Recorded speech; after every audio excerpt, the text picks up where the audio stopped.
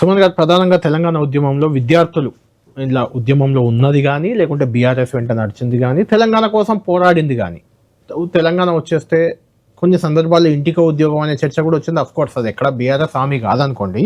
అలా ఎన్నో ఉద్యోగాలు, లక్షల ఉద్యోగాలు వచ్చేస్తాయి, ఆంధ్రాలో మొత్తం వెళ్ళిపోతారు, ఇలాంటిది బాగా ఇంపాక్ట్ పడింది.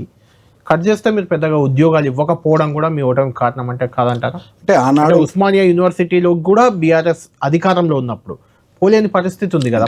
ఆనాడు 1,74,000 ఉద్యోగాలు మేము ఇచ్చినాం, లెక్కలతో సహా అసెంబ్లీ వేదికగా చాలా సందర్భాల్లో చెప్పినాం. అవి కాక ప్రైవేట్ రంగంలో పెద్ద ఎత్తున TSI pass, single window industrial policy ద్వారా ఇన్వెస్ట్మెంట్స్, వేల కోట్ల ఇన్వెస్ట్మెంట్స్ వచ్చినాయి. వాటిలో సుమారు 9 లక్షల పైచిలకు మందికి ప్రత్యక్షంగా పరోక్షంగా ఉపాధి అవకాశాలు కల్పించినాం. అంటే ఆనాడు ఉన్నటువంటి పరిస్థితుల్లో కేంద్ర ప్రభుత్వ సహకారం లేకున్నా, 2 దశల్లో కరోనా ద్వారా ఇబ్బంది వచ్చినా మేము ఉన్నంతలో మేము చేయగలిగినాం. ప్రభుత్వ రంగంలో ఉద్యోగాలు కానీ, ప్రైవేట్ రంగంలో కొంత ఉద్యోగ ఉపాధి అవకాశాలు కానీ మేము కల్పించగలిగినాం. మా ప్రయత్నం మేము చేసినాం.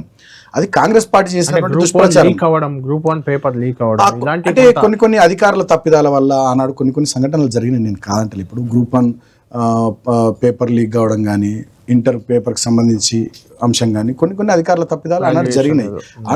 నేను కాదంటలేను. సో వాటిని మేము రెక్టిఫై చేసేటటువంటి ప్రయత్నం చేసినాం. ఇప్పుడు ప్రభుత్వం పెద్ద వ్యవస్థ, మీకు తెలియదు ఏముంది, ఇంత పెద్ద వ్యవస్థలు అక్కడక్కడ కొన్ని జరిగినప్పుడు వాటిని రెక్టిఫై చేసుకుంటూ ముందుకు పోయేటటువంటి ప్రయత్నం మేము చేసినాం. కానీ చాలా బలంగా మా మీద కాంగ్రెస్ పార్టీ కానీ, బీజేపీ పార్టీ కానీ, ఇతరులు కొంతమంది కానీ ఉద్యోగాలు ఇయ్యలేరు అనేది మా మీద తీసుకొచ్చారు. మరి 2.5 సంవత్సరాల పాలన వీళ్ళని ఉద్యోగాలు ఇచ్చారు. 70,000 ఇచ్చామని చెప్తాను. సిగ్గుండాలి వీళ్ళకి. రేవంత్ రెడ్డి గారు చెప్తున్నారు కదా, రేవంత్ రెడ్డి గారికి అది ఇక ఉద్యోగాలు నోటిఫికేషన్లు ఇచ్చింది మేము, పరీక్షలు పెట్టింది మేము, ఇంటర్వ్యూలు చేసింది మేము. ఈయన వచ్చి సర్టిఫికెట్లు ఇచ్చి మేము ఉద్యోగాలు ఇచ్చినామంటే ఏమన్నా అర్థం ఉందా? కాబట్టి నేను అనేది ఏంటంటే, కేసీఆర్ ఉద్యోగాలు వేరు, కాంగ్రెస్ ఉద్యోగాలు వేరు. కేసీఆర్ ఇచ్చినటువంటి ఉద్యోగాలను కాంగ్రెస్ కోటాలు వేసుకుంటారంటే ఎట్లా? సో నేను అనేది అదే, ఆనాడు ఉద్యోగాల విషయంలో యువకుల్ని, నిరుద్యోగుల్ని రెచ్చగొట్టిర్రు. ఇవాళ వీళ్ళు గద్దెనెక్కిన తర్వాత వీళ్ళకి అర్థమవుతా ఉంది. అంటే ఇప్పుడు సెట్ అయ్యారా ఉస్మానియా యూనివర్సిటీ విద్యార్థులు కానీ, మిగిలిన వాళ్ళు కానీ సెట్ అంటే రియలైజ్ అయ్యారా? గతంలోనే బాగుండే ఉద్యోగాలు ఇప్పుడు లేవని అనుకుంటున్నారా? నేనేమంటున్నా, ఆనాడు మా మీద అనేక రకాలుగా దుష్ప్రచారాలు చేశారు. మరి వాళ్ళ వీళ్ళు యూనివర్సిటీల అభివృద్ధికి కానీ, ఉద్యోగాల కల్పనల విషయంలో కానీ, ఇతరత్ర అంశాలు వీళ్ళు ఏం చేస్తున్నారు? యూత్ డిక్లరేషన్ అన్నారు. నేను ఒక మాట అడుగుతున్నా, నెలకు 4,000 నిరుద్యోగ భృతి ఇస్తామన్నారు. ఒకరికన్నా ఇచ్చిర్రా? గతంలో మీరు కూడా అన్నారు కదా, మేము నిరుద్యోగ భృతి మేము చెప్తాం 3,500 మేము చెప్పలేదు. నాకు ఐడియా ఉంది కదా మేనిఫెస్టోకి సంబంధించి. నిరుద్యోగ భృతి నెలకు 4,000 ఇస్తామన్నారు. ఒకరికన్నా ఇచ్చిర్రా?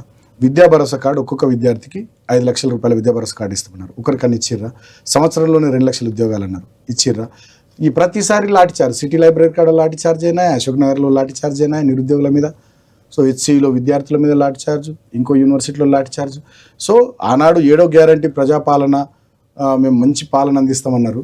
ఇవాళ అది ప్రజాపాలన కాదు, పాప పాలన అయిపోయింది కాంగ్రెస్ వాళ్ళది.